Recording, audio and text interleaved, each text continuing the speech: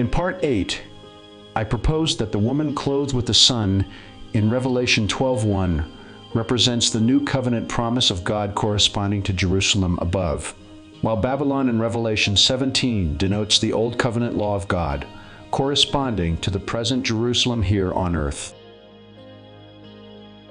The two covenants are symbolized by two women, Abraham's wife and concubine, Sarah and Hagar, respectively. This correlates with our illustration, where we could easily add Hagar to the left side and Sarah to the right. What is important to understand about this illustration is that it represents a process and transition relevant to every person on this planet. Everyone begins at the left and moves toward the right, regardless of their awareness of the process. This is confirmed by the fact that everyone reaps what they sow. The next important thing to understand is that all of the twos in this illustration are one in essence. Since this is true of the covenants, then like the other components, we are given two for a better understanding of the process. This confirms that Babylon in Revelation refers to the New Testament body of Christ as it moves from left to right. However, there is one very important point to be made. At the bottom of the illustration, we have not two, but 3 points to consider. First the law, then death, then the spiritual nature of the law. This agrees with the concept of a seed. A seed is alive before it's planted, dies once it is, and then returns to life in a different form than what began the process. This death corresponds to the principle of self-denial. Life, death, then life again. This is sowing and reaping, the process of resurrection.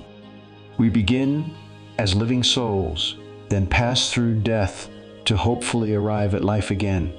However, who we are at the end is not who we were at the beginning. Jesus referred to this as bearing much fruit, and why Paul called it one new man from the two. Now, back to Babylon. The first indication that she is the woman clothed with the sun or body of Christ is in Revelation 12:6, where the woman clothed with the sun flees to the wilderness. This is where John is taken and sees Babylon, not the woman clothed with the sun. Here's the description that follows. The woman was arrayed in purple and scarlet, and adorned with gold and precious stones and pearls, having in her hand a golden cup full of abominations and the filthiness of her fornication. Purple speaks of royalty, while scarlet denotes the blood of the covenant. We find the gold and precious stones and pearls in the description of the holy Jerusalem descending out of heaven from God. To say it plainly, Babylon is the church in the wilderness. Following the description of the beast with 7 heads and 10 horns on which Babylon is seated, we are given a different picture of her spiritual condition due to her 1 hour of judgment.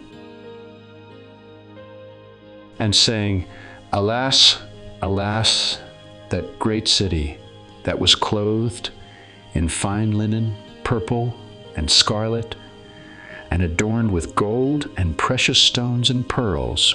For in 1 hour such great riches came to nothing." Do you see it? Where Revelation 17:4 describes Babylon as arrayed in purple and scarlet, and adorned with gold and precious stones and pearls, after her stripes and hour of judgment, she is no longer adorned in such fashion, confirmed by the statement, "that was clothed." This leads to the following. How the faithful city has become a harlot. It was full of justice, righteousness lodged in it, but now murderers. Your silver has become dross, your wine mixed with water. Your princes are rebellious and companions of thieves. Everyone loves bribes and follows after rewards. They do not defend the fatherless, nor does the cause of the widow come before them.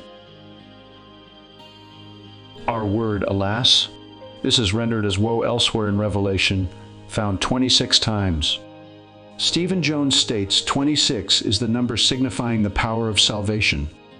The Hebrew word translated salvation is Yeshua, which is Jesus' Hebrew name. Thus, The power of salvation is also the power of Yeshua. As we see, the Lord's ultimate purpose in all of this is our salvation. So why the difference between Babylon and Revelation in 17:4 and 18:16? Is it due to a falling away? I believe it is. For this reason, we read, "And I heard another voice from heaven saying, 'Come out of her, my people, lest you share in her sins, and lest you receive of her plagues.'" Might the one day of Revelation 18:8 correspond to the day of the Lord in 2 Thessalonians 2:2? Might this day be the day of trial in the wilderness as mentioned in Hebrews 3:8? Might the great riches correspond to the lukewarm position of Laodicea where we say, "I am rich, have become wealthy, and have need of nothing"? Wouldn't God's loving judgment change this arrogant attitude? Babylon is fallen, that great city. Fallen from what? Grace. You were running well. Who hindered you from obeying the truth? No doubt, the church began in the grace of the new covenant, but not long after the establishment of the New Testament body of Christ, the entrance of false apostles and Jews instituted a falling away that led to the lukewarm condition described in Laodicea. In perfect agreement with this perspective, I encourage you to read Lamentations, chapter 1. The following passage is especially relevant in light of the false apostles and false Jews described in the first two messages to the churches. The enemy has stretched out his hands over all her precious things, for she has seen the nations enter her sanctuary, those whom you forbade to enter your congregation. So let me be raw and honest. As mentioned in other studies, the falling away of the church is not a pleasant topic, but it is one we can't ignore. The spirit behind this falling away is the haughty spirit that always leads to a fall. It is opposite the spirit of grace and has succeeded in producing religious prejudices that are more dangerous than the secular. This is why Jesus charged the Pharisees as making their converts twofold more the child of hell than themselves. Friend, the book of Revelation is not a judgment of the world at large, but a judgment of his people who have fallen from grace. I have no problem believing that this fall from grace has led to the erroneous teachings of eternal torment and the rapture, both which are horribly prejudicial and self-absorbed.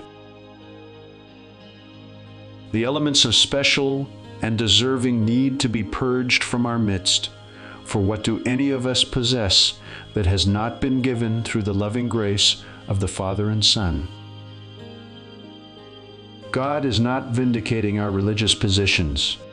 He is vindicating his living and active word. Remember, the origin of Babylon begins in the Genesis parable, enhanced by the story of Babel. It is not about a literal city or tower, but about any collective that seeks to rise above their fellow man, take control, and set the boundaries of good and evil according to their own carnal reasoning. I have said it more than once.